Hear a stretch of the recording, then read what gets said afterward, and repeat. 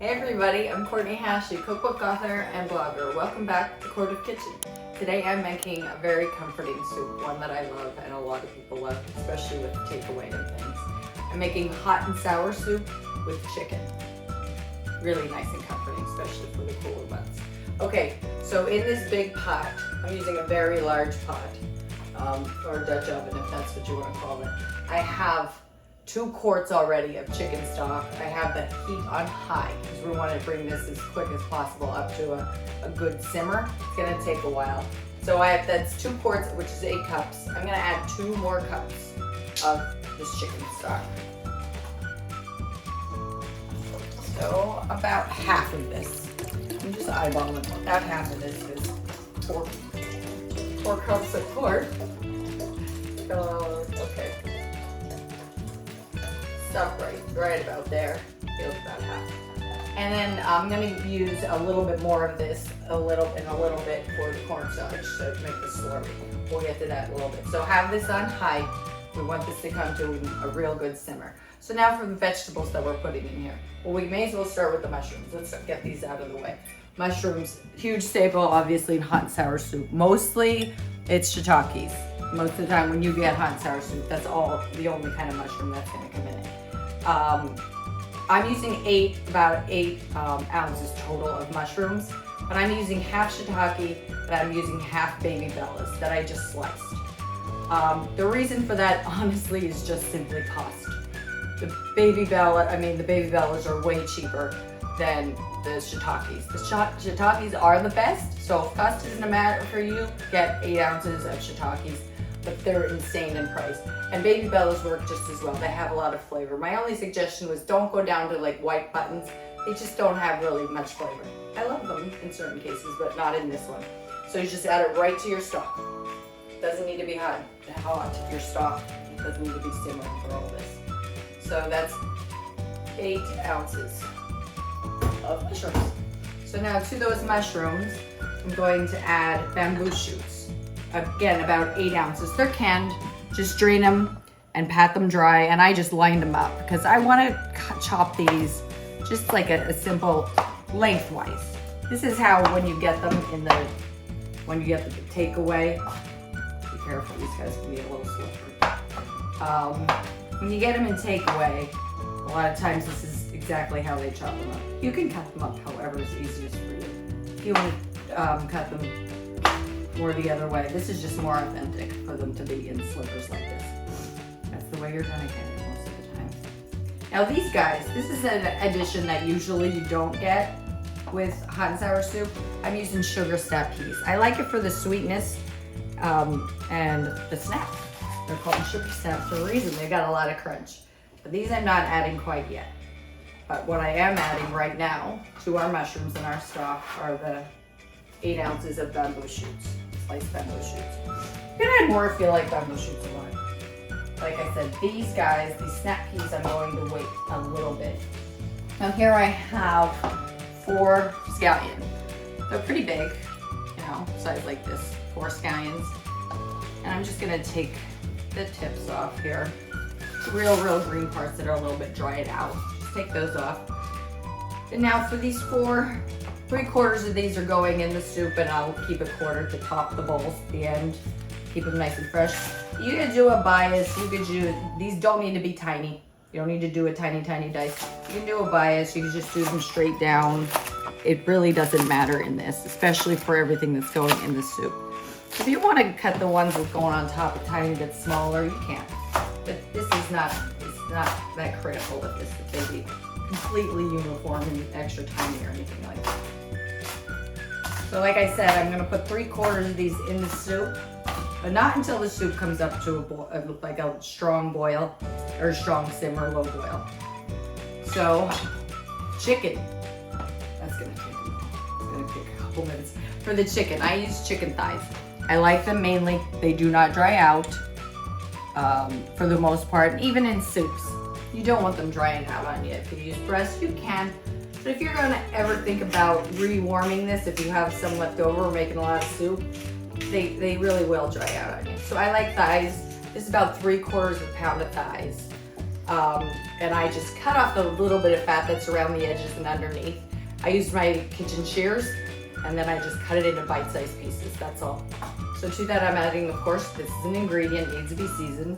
I'm adding about, I would say, half teaspoon of salt. And yeah, I put in pepper already, but it doesn't look like enough for me. This is hot and sour soup. And about the same amount of black pepper. And then granulated onion, granulated garlic. Even in this, I like some flavor. So again, about half teaspoon of each. And then this has to wait. The chicken you don't want to add again until a little bit later when everything, this is all simmering back here, strong simmer. Then we'll add it. I'm just gonna mix it, get seasonings in a little bit so that they're somewhat on every piece. That's all. So that's seasoned. We have our veg waiting. This is going to go in after everything comes to a simmer. So now let's put in all the seasonings to make this hot and sour soup, right? So first thing is I'm using reduced sodium shoyu. You want to use a low sodium soy shoyu, or at least reduced like I'm using. And I should have taken this lid off. I need a 1/4 cup.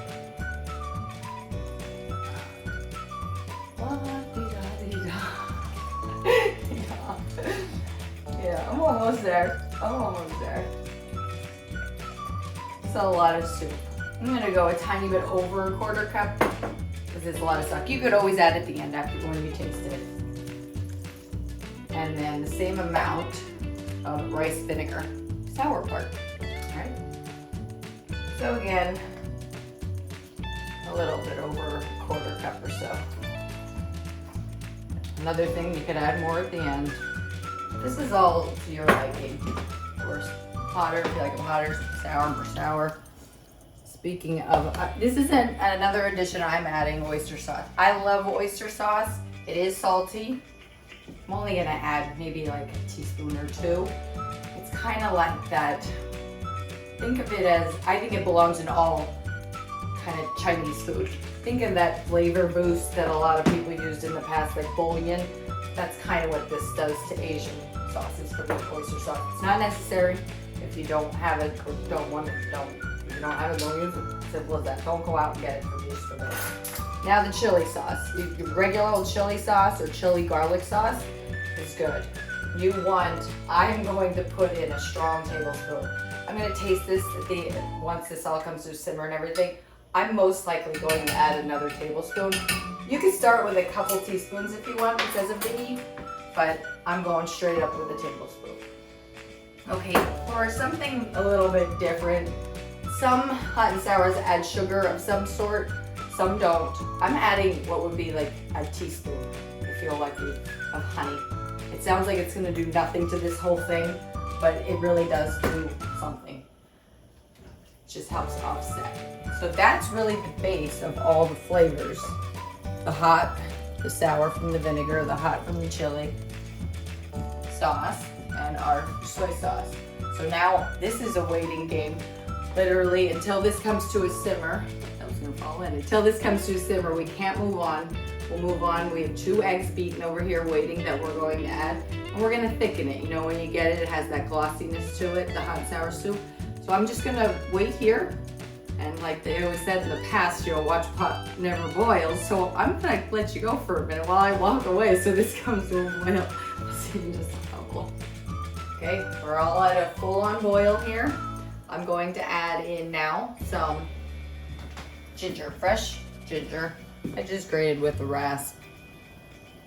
Your mini grater, so tablespoon. I like a good amount of ginger. You can, if you don't love ginger, you can use just a teaspoon or 2, but I think it really needs to be in there. So that'll help flavor it. Now that it's still at a really good pace, here in this I like to use mugs because I think it's just easier to mix. I have 1/3 cup of cornstarch, plain old cornstarch. And to that I'm gonna add equal amount, about 1/3 cup of chicken stock. It doesn't have to be exact, you just need enough to make what you call a slurry. You have to just make sure that you fully incorporate that cornstarch. It really sticks to the bottom and the corners of your mug. You use it in a bowl, you could obviously use a whisk. It comes together real quickly, you just want to make sure you scrape the bottom. And this has to be a boil like this or a very hard simmer for this to thicken. This is what silkens it, like I was talking about when you get hot and sour soup. It has that silky feel to it, mouth feel to it. That's what does that. So this will come right back up to a simmer. Once that does, we're going to add that slurry.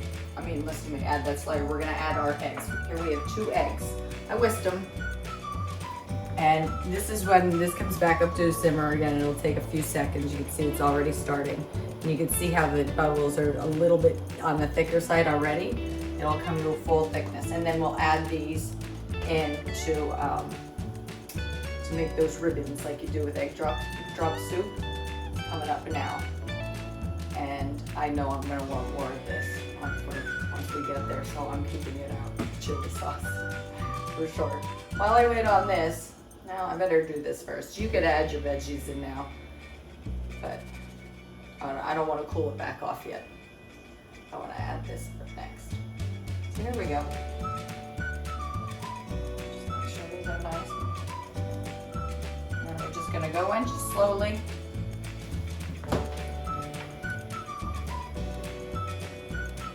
Slowly whipping them in. See those ribbons on top? Foreman. That's what you want. Ribbons, piggy ribbons. Yeah, it's nice, right? Yeah, beautiful. Okay. Now we have our eggs in. Now we can add in our veg. So like I said, we're using 3/4 of these in here, and you want to keep about 1/4 for the tops of your bowls or right at the end so you have the freshness. I'll keep mainly the green parts that look the prettiest on top. Keep those for topping. It's good. And then all your snap peas, your 8 ounces of snap peas. You still want this at a pretty good clip, pretty good boil simmer, because now we're gonna add our chicken, which at this point is room temperature, but it's going to obviously bring the heat level down for a moment. That's 3/4 of a pound of chicken thigh. So now I'm just gonna mix it all together.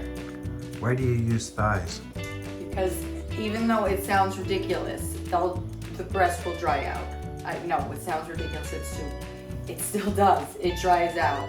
And especially when you're making a pot this large, if you're gonna have leftovers and you wanna reheat it, it'll definitely dry out on you. So thighs are the best. They're virtually impossible to come out dry.